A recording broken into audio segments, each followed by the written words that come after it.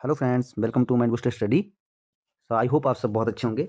तो फ्रेंड्स, आज का जो हमारा वीडियो रहेगा वो स्टेट बैंक ऑफ इंडिया में जो न्यू रिक्रूटमेंट के रिगार्डिंग हमारा वीडियो रहने वाला है। जैसा कि आप सबको पता लग चल ही चुका होगा वैसे। और आज का जो वीडियो है इसमें जो हमारा ऑफिशियली जो जैसे स्टेट बैंक ऑफ इंडिया की तरफ से नोटिफिकेशन जारी किया गया है उसको डिस्कस करूँगा कि किस तरह से आपकी जो कितनी आपकी वैकेंसीज रहेंगी हिमाचल प्रदेश के लिए।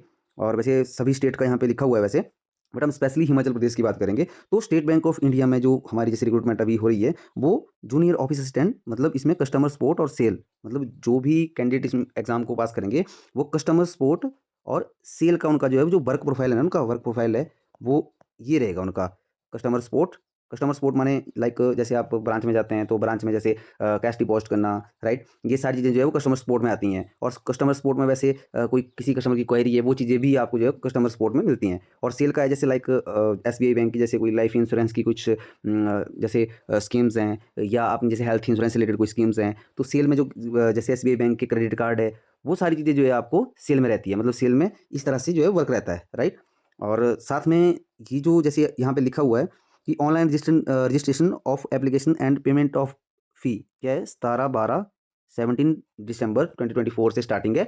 और 7/1/2025 तक आप जो है फॉर्म को भर सकते हैं। स्टार्टिंग डेट आपका 17 के इसी मंथ का 17, और 7/1/2025 तक आप जो है इस पोस्ट के लिए जो है वो अप्लाई कर सकते हैं, राइट। मैंने कोशिश की है कि मैं आपको यहाँ पे बता पाऊँ कि जैसे स्टेट वाइज जो है वो कितनी वैकेंसीज हैं।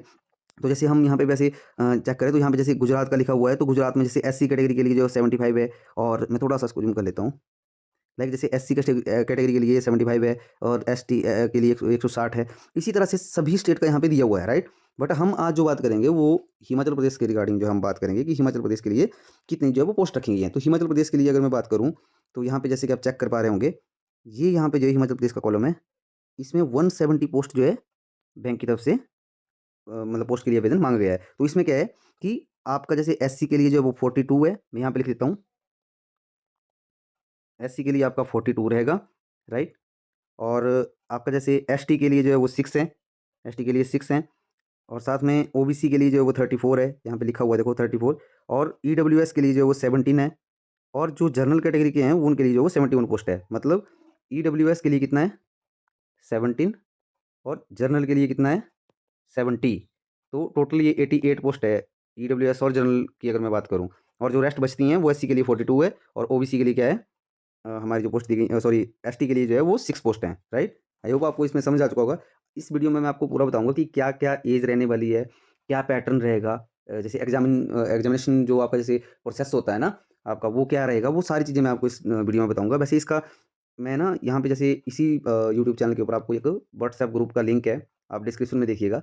तो वहाँ से आप ज्वाइन कर लीजिएगा। मैं वहाँ पे इस पीडीएफ को जो है वहाँ पे डाल दूँगा, तो वहाँ से आप जो है वो ब्रीफली उसको समझ सकते हो। वैसे इस वीडियो में ऑल ओवर हम डिस्कस करेंगे कि किस तरह से हम जो है मतलब जैसे मोटा-मोटा डिस्कस करेंगे कि एग्ज़ाम को फिल करने के लिए क्या-क्या क्राइटेरिया है, राइट?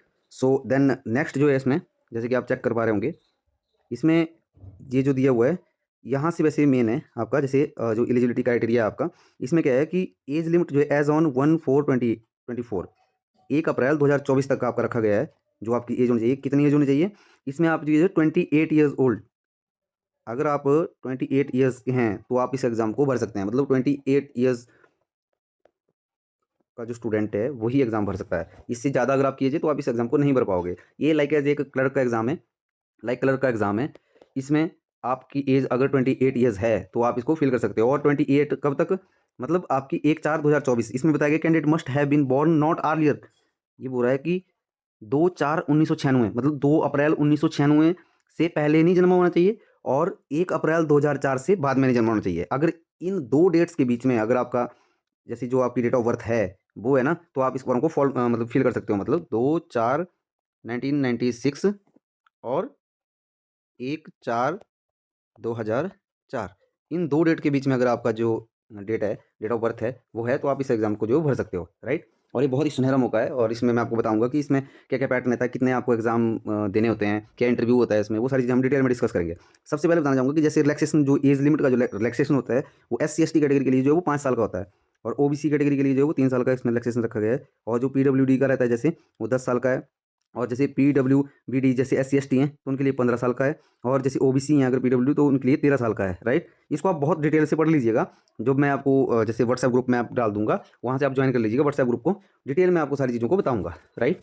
देन नेक्स्ट जो इसमें रखा गया है वो है आपका जैसे जो आपकी एसेंशियल एकेडमिक क्वालिफिकेशन की क्या क्वालिफिकेशन होनी चाहिए इसमें सिंपल आपका जो है आप किसी भी स्ट्रीम से जो है वो ग्रेजुएट होने चाहिए, किसी भी स्ट्रीम से ग्रेजुएट होने चाहिए। अगर आप ग्रेजुएट हैं तो आप किसी भी स्ट्रीम से आपने ग्रेजुएशन की है, उसमें कोई ऐसा नहीं है कि आपकी जैसे 55% जो है मार्क्स आने चाहिए, नथिंग, ऐसा कुछ नहीं है। इसने साफ साफ कहा है कि graduation in any discipline from recognised university any equivalent qualification, ठीक है। और ये जो आपकी क्वालिफिकेशन है वो 31/12/2024 से पहले आप क्लियर होने चाहिए। आपकी जो जैसे आप ग्रेजुएट हैं तो आप 31/12 मतलब 31 दिसंबर 2024, 31 दिसंबर 2024, इससे पहले आपकी जो एग्ज़ाम जैसे आपका जो ग्रेजुएशन आपकी जो वो डन होनी चाहिए। इसके बाद अगर आप ग्रेजुएशन आपकी मिलती है तो आप जो है वो रिजेक्टेड माने जाएंगे, राइट। तो आप इस बात का जो है वो ध्यान रखिएगा। और साथ में इसमें ये रहेगा कि जैसे रिजर्वेशन फॉर जो पर्सन है विद बेंचमार्क डिसेबिलिटी के जो होते हैं वो सारी चीज़ें डिटेल में बताई गई है। इवन आप स्क्रीनशॉट भी ले सकते हैं, अदरवाइज आपको मैं वहाँ पे डाल दूंगा व्हाट्सएप ग्रुप में, वहाँ से आप देख लीजिएगा, राइट।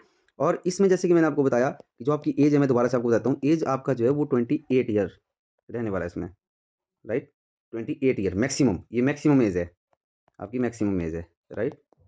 और इसमें आपकी ग्रेजुएशन क्या है, ग्रेजुएशन आपकी जो है ग्रेजुएशन जो आपकी वो 31/12 से पहले आपकी डन होनी चाहिए, तभी आप इस एग्ज़ाम को भर सकते हैं, राइट। जैसे कि यहाँ पे इन्होंने बताया हुआ है कि जो आपकी जैसे मिनिमम जो एज रहेगी ना, नॉट बिलो 20 से बिलो नहीं होना चाहिए कोई भी, ठीक है। तो ये चीज़ आप ध्यान रखिएगा। और साथ में मैंने आपको एज रिलैक्सेशन के बारे में बता दिया कि एज रिलैक्सेशन क्या रहेगा। और नेक्स्ट जो आपका जैसे है इसमें वो आपका सिलेक्शन प्रोसेस है। अब देखो एज का हमें पता चल गया कि एज इतना हमारी एज होनी चाहिए तब हम इसको फिल कर सकते हैं। और अब जो है वो सिलेक्शन प्रोसीजर क्या है इसका, सिलेक्शन प्रोसीजर इसका जो है वो 2 फेज़ में होगा आपका। एक फर्स्ट फेज़ होगा आपका और एक आपका सेकंड फेज़ होगा। जो फर्स्ट फेज़ होगा आपका उसमें आपका प्रीलिमिनरी एग्जामिनेशन बोलते हैं उसको, प्री एग्जामिनेशन बोलते हैं, राइट। इसमें आपको क्या करना है, इसमें आपको जैसे यहाँ पे दिया हुआ इन्होंने, इंग्लिश आएगी, न्यूमेरिकल एबिलिटी आएगी, रीजनिंग आएगी, ये मैं आपको डिटेल में बताता हूँ अभी। और ये जो सेकंड एग्जामिनेशन है आपका, ये आपका मेन का एग्जाम, मेन एग्जामिनेशन बोलते हैं इसको, क्या बोलते हैं, मेन एग्जामिनेशन, राइट। तो इसमें भी आपको जो है वो इंग्लिश और न्यूमेरिकल एबिलिटी माने मैथ और एक रीजनिंग, इसके साथ आपको जो है जनरल फाइनेंस अवेयरनेस भी होता है, और कुछ कंप्यूटर से भी आपके जो है क्वेश्चन पूछे जाते हैं जो मेन में होता है, राइट। वो मैं आपको जो है वो डिटेल में बताऊंगा इसमें जो है इसी वीडियो में। और ये वैसे आपको थोड़ा पता चल गया होगा कि आपका जो प्रीलिमिनरी एग्जामिनेशन होगा, जो प्री एग्जाम होता है आपका वो क्वालिफाइंग नेचर होता है, उसमें आपको जो है आपकी मतलब उसकी मेरिट के बिहाफ पे आपको जो है मतलब मेरिट आपकी मेन जो एग्जामिनेशन है आपका इसके बिहाफ पे बनती है आपकी मेरिट, जो आपकी सिलेक्शन होगी, राइट। ये सिर्फ आपका जो है क्वालिफाइंग नेचर होता है, ये क्वालिफाइंग नेचर होगा आपका एग्जाम, फर्स्ट जो एग्जाम होगा आपका, राइट। अब मैं ये बताऊंगा आपको डिटेल में कि किस तरह से आपने जो है कौन कौन से सेक्शन से आपसे पूछे जाएंगे, वो सारी डिटेल में हम डिस्कस करेंगे। इससे पहले मैं आपको बता दूं कि जो आपका जैसे आपके जैसे जो सेंटर रहते हैं या आपका जैसे एग्ज़ाम है, तो एग्ज़ाम में आपको जो है हिंदी में भी आप दे सकते हैं एग्ज़ाम या इंग्लिश में भी, वो चीज़ें देखो। आपका जो इंग्लिश का एग्ज़ाम होगा ना, इंग्लिश का एग्ज़ाम इंग्लिश में ही हो सकता है आपका, ठीक है। वैसे भर सकते हैं आप एग्ज़ाम को, जैसे रीजनिंग है आपका और जो मैथ है आपका उसको आप हिंदी में दे सकते हो, इन 2 सब्जेक्ट को आप हिंदी में दे सकते हो, ये आपको वहाँ पे ऑप्शन होती है, ठीक है। और जो स्टेट की जो जैसे लोकल लैंग्वेज होती है या ऑफिशियल लैंग्वेज होती है उसको जो वहाँ पे रखा जाता है, वो मैं आपको बताऊँगा कि किस तरह से रहती है। ये देखो यहाँ पे मैंने वैसे यहाँ पे मैं बता देता हूँ आपको, यहाँ पे दिया हुआ है कि यहाँ पे देखो आंध्र प्रदेश का दिया हुआ है कि यहाँ पे आंध्र प्रदेश के जो लोग हैं वो इंग्लिश और हिंदी दोनों में भर सकते हैं। उसी तरह से मैं अगर अपने हिमाचल की बात करूँ तो ये हिमाचल का है, देखो हिमाचल में इंग्लिश और हिंदी। अब हिंदी का ऐसा है कि इंग्लिश का जो एग्जाम होगा ना आपका वो आपका इंग्लिश में होगा, राइट। आई होप आप समझ गए होंगे इस बात को। अब देखो थोड़ा सा मैं आपको ना यहाँ पे बताता हूँ कि जो आपका जैसे फर्स्ट है आपका जो प्री एग्जाम होता है आपका, उसमें क्या क्या पूछा जाता है, उसमें एक पूछा जाता है आपका इंग्लिश, एक पूछा जाता है आपका मैथ और एक पूछा जाता है आपका रीजनिंग, ठीक है। अब देखो इसमें क्या है कि जो आपको जैसे इसमें मतलब कितने क्वेश्चन रहते हैं वो मैं आपको बता देता हूँ। इसमें आपको जो है सेक्शनल कट ऑफ इसमें 20-20 मिनट मिलते हैं आपको। जैसे इंग्लिश है ना, तो इंग्लिश के लिए आपको जो है 20 मिनट मिलेंगे, और जो आपका एग्जाम होगा इंग्लिश का जो मार्क्स होंगे वो 30 मार्क्स के होगा, ठीक है। और इसमें आपका जैसे मैथ में आपको 20 मिनट्स मिलेंगे, ठीक है। और मैथ में आपको 35 क्वेश्चन आएंगे। इसी तरह से रीजनिंग में भी 35 क्वेश्चन आएंगे, और यहाँ पे आपको टाइम जो है वो 20 मिनट दिया जाएगा, राइट। ये आपका जो एग्जाम पैटर्न होता है। और टोटल जो आपका जैसे टोटल आपका अगर मैं बात करूँ तो टोटल आपका कितना 60 मिनट हो गया, और जो आपके ये होते हैं ये आपके 100 मार्क्स के होते हैं, ठीक है। आई होप आप समझ गए होंगे कि इस तरह से आपका एग्जाम होता है। इंग्लिश 30 मार्क्स का पूछा जाता है, मैथ 35 का, रीजनिंग 35 की, 20 मिनट सेक्शनल होती है, मतलब जैसे जब आप इंग्लिश करेंगे तो 20 मिनट आपको इंग्लिश के लिए दिए जाएंगे, 20 मिनट आपको इसके लिए दिए जाएंगे, 20 मिनट आपको इसके लिए दिए जाएंगे, राइट। देन नेक्स्ट अगर मैं बात करूँ तो आपका जो पे स्केल है वो आपका जो है, जैसे आपको मतलब जो स्टार्टिंग से आप को पे स्केल दिया जाएगा वो आपको 24,050 रुपये के अराउंड आपकी जो है वो सैलरी रहेगी, जो आपका सैलरी रहेगा ना 24,050 रुपीज़, ये आपकी सैलरी रहेगी, राइट। एंड देन इसमें जो आपकी फ़ीस रहेगी, फ़ीस का मैं डिस्कस कर लेता हूँ आपसे। जो आपकी फ़ीस रहेगी ना वो आपका जैसे अगर आप जैसे SC ST और जैसे PWBD जो होते हैं, एक्स सर्विसमैन होते हैं, या DXS होते हैं, राइट, इनके लिए जो फ़ीस है वो नील होती है, कोई भी फ़ीस नहीं होती है उनको भरने के लिए ना, नील होती है। और इसके बाद जो जैसे आपके जनरल कैटेगरी हो गया, राइट, OBC हो गया, EWS हो गया, इन कैटेगरी के लिए जो फ़ीस रहेगी वो आपकी 750 रुपये आपकी फ़ीस रहने वाली है। ये आपको जो है 750 रुपये आपकी जो फ़ीस रहती है। और साथ में अगर मैं सेंटर की बात करूँ तो जैसे जो प्री एग्ज़ाम होगा आपका, मेन एग्ज़ाम होगा, तो उसमें ये रहता है कि आपको ना जैसे सेंटर हैं वो हिमाचल के लिए अगर मैं बात करूँ तो हिमाचल के लिए जो सेंटर हैं वो सिर्फ यहाँ पे बताया भी गया है इसमें, ये आपकी हिमाचल के लिए आपके जो सेंटर है इस देखो यहाँ पे बताए गए हैं। एक बिलासपुर आपका सेंटर रहेगा, राइट, देन आपका हमीरपुर रहेगा और आपका मंडी रहेगा। ये आपके जो है सेंटर रहने वाले हैं किसके लिए, preliminary examination and main examination के लिए। तो हिमाचल प्रदेश के जितने भी स्टूडेंट हैं जो वीडियो देख रहे हैं वो जब भी एग्जाम भरेंगे तो ये आपकी प्रेफरेंस रहेगी, वहाँ पे प्रेफरेंस नहीं बोल सकते इसको, बट एग्जाम आप जो है वो 3 डिस्ट्रिक्ट में आपका एग्जाम होगा, बिलासपुर, हमीरपुर और मंडी, राइट। आई होप यहाँ तक आपने समझा होगा कि किस तरह से रहता है। अब मैं थोड़ा सा डिटेल में कुछ चीज़ें बताता हूँ आपको बैंक से रिलेटेड, आपको जो है लाइक जैसे अगर मैं बात करूँ जो आपका एग्जामिनेशन जैसे होता है, देखो आपके ना 2 स्टेप में होगा। एक तो फर्स्ट अगर मैं बात करूँ तो आपका प्री होता है। अब प्री में कट ऑफ बनती है, वो आपका जो है प्री क्या होता है आपका, ये क्वालिफाइंग नेचर होता है आपका, क्वालिफाइंग नेचर रहेगा। इसमें आपकी मेरिट बनेगी, लाइक जैसे मान लो आपकी कट ऑफ 75 जाती है, राइट, 75 से ऊपर जितने भी जो स्टूडेंट होंगे वो मेन एग्जामिनेशन के लिए जाएंगे। सेकंड क्या होता है आपका, मेन एग्जामिनेशन, ये आपका रहता है। अब देखो इसमें सबसे अच्छी बात ये है कि आपको ना इसमें इंटरव्यू नहीं होता है, इंटरव्यू नहीं होता है आपका, इंटरव्यू नहीं होता है क्योंकि ये क्लरिकल की जॉब है। अगर आप पीओ की पोस्ट के लिए अप्लाई करते हैं, पीओ की भी पोस्ट निकलनी है, बट जब अगर करेंगे तो वहाँ पे आपका जो थर्ड स्टेप जो होता है वो आपका इंटरव्यू भी होता है उसमें,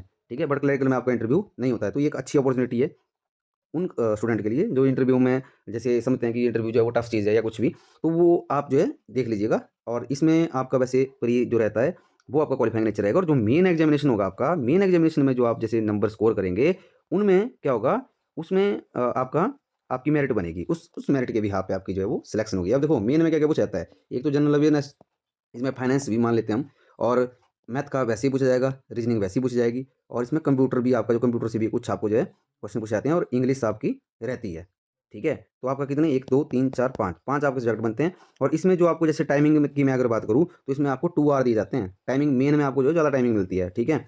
अब देखो यहाँ पे मैं बताता हूँ पूरा डिटेल में आपको कि जो आपका मेन एग्जामिनेशन है, मेन एग्जामिनेशन के लिए क्या रहेगा, ये देखो मेन एग्जामिनेशन के लिए जो आपका जर्नल फाइनेंस रहेगा ना वो आपका क्या होगा, 50 क्वेश्चन होंगे और मैक्सिमम मार्क्स 50 होंगे, ये मार्क्स हैं, ये क्वेश्चन है। और आपकी जो ये टाइम है, ठीक है, जो टाइम रहेगा आपका वो 35 मिनट रहेगा आपका, ठीक है, 35 मिनट। और जो आपका जैसे जनरल इंग्लिश होगी, इंग्लिश के आपके जो है 40 क्वेश्चन पूछे जाते हैं, 40 मार्क्स के होंगे, और टाइम आपको 35 मिनट होगा। और अगर मैं बात करूँ आपका जैसे मैथ का मैं बात करूँ तो वहाँ वहाँ पे आपसे 50 क्वेश्चन पूछे जाते हैं, 50 जैसे मार्क्स होंगे, और आपको जो टाइम दिया जाएगा वो 45 मिनट दिया जाएगा। मैथ के लिए आपको टाइम दिया जाता है वहाँ पे स्टूडेंट, राइट। देन रीजनिंग की अगर मैं बात करूँ तो रीजनिंग में भी आपको जो है वो 50 क्वेश्चन पूछे जाएंगे, और जो मार्क्स रहेंगे वो आपके 60 मार्क्स का होगा वो, ठीक है। और आपको टाइमिंग जो है 45 मिनट दी जाएगी, मतलब टाइमिंग टोटल मैं अगर बात करूँ तो 2 आवर 40 मिनट आपको मेन एग्जामिनेशन में मिलते हैं क्वेश्चन के लिए। और जो आपका जैसे टोटल अगर मैं नंबर ऑफ क्वेश्चन की बात करूँ तो 190 क्वेश्चन बनते हैं, और जो मार्क्स हैं आपके वो 200 मार्क्स होते हैं, जैसे कि मैंने आपको पहले बताया, राइट। तो ये आपका जो है वो SBI बैंक में जो आपकी पोस्टें निकली हुई हैं, इसका जो मैंने डिटेल में आपको बताया कि किस तरह से आपने जो है मतलब कौन कौन स्टूडेंट इसके लिए एलिजिबल हैं, वो सारी चीज़ें जो मैंने आपसे डिस्कस की। और इसके साथ में स्टूडेंट मैं आपको बताना चाहूँगा कि अगर आपको जैसे SBI बैंक से रिलेटेड जो आपकी प्रिपरेशन है, प्री एग्जामिनेशन जो होगा आपका, उससे रिलेटेड अगर आपको कुछ जानना है, लाइक आपको जैसे सिलेबस के बारे में जानना है, तो आप मुझे कमेंट कीजिएगा, मैं कमेंट आपका देखूंगा, और मैं आपको एक वीडियो बना दूंगा, उसके ऊपर एक स्पेसिफिक वीडियो बनाऊंगा जिसमें मैं आपको डिटेल में बताऊंगा कि आपका जो एग्ज़ाम है, जैसे मान लो आपका मैथमेटिक्स है, तो मैथमेटिक्स में कौन कौन से टॉपिक है, जैसे जैसे उसमें आता है सिंप्लीफिकेशन आता है और इनइक्वालिटी आता है, राइट। और सॉरी इनक्वालिटी तो आपका रीजनिंग में आया, मतलब जैसे सिंप्लीफिकेशन हो गया, और इसमें जो है डाटा इंटरप्रिटेशन होता है, अर्थमेटिक होता है, राइट। तो ये सारी चीज़ें जो है मैं आपको डिटेल में बताऊंगा। लाइक आपका रीजनिंग है, रीजनिंग में क्या कहता है आपको, जैसे सिलोजिज्म आता है, इनइक्वालिटी आता है, राइट। और इसमें जो है आपका जैसे पजल से रिलेटेड आपको क्वेश्चन आते हैं वहाँ पे, राइट। और जैसे कोडिंग डिकोडिंग आता है आपको। इन सब चीज़ों के ऊपर आपको मैं जो है स्पेसिफिक वीडियो बनाऊंगा। आप मुझे कमेंट में बताइएगा कि आपको अगर इस चीज़ के बारे में जानना है, तो मैं सिलेबस पूरा सिलेबस इसमें आप अगली वीडियो में जो है वो डिस्कस करूंगा। आई होप आपको ये वीडियो पसंद आई होगी, और ये बहुत ही अच्छी अपॉर्चुनिटी है। बहुत लंबे टाइम से जो है वेट कर रहा था कि ये SBI बैंक की जो है वो पोस्ट आएंगी। बहुत सारे स्टूडेंट भी कर रहे हैं इवन, तो ये पोस्ट आ चुकी हैं। और इस बार की जो पोस्ट हैं वो इस बार की पोस्ट बहुत ज़्यादा है। तो हिमाचल के लिए जो है ऑल ओवर कितनी है, 170 पोस्ट है, 170 पोस्ट हैं। ये एक बहुत अच्छा मौका है, और ये आपका जो है रेगुलर बेस के ऊपर आपकी जो है वो जॉब रहती है, राइट।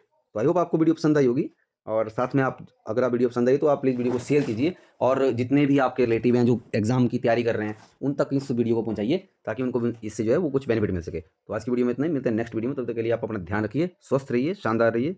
तब तक के लिए जय हिंद, जय हिमाचल।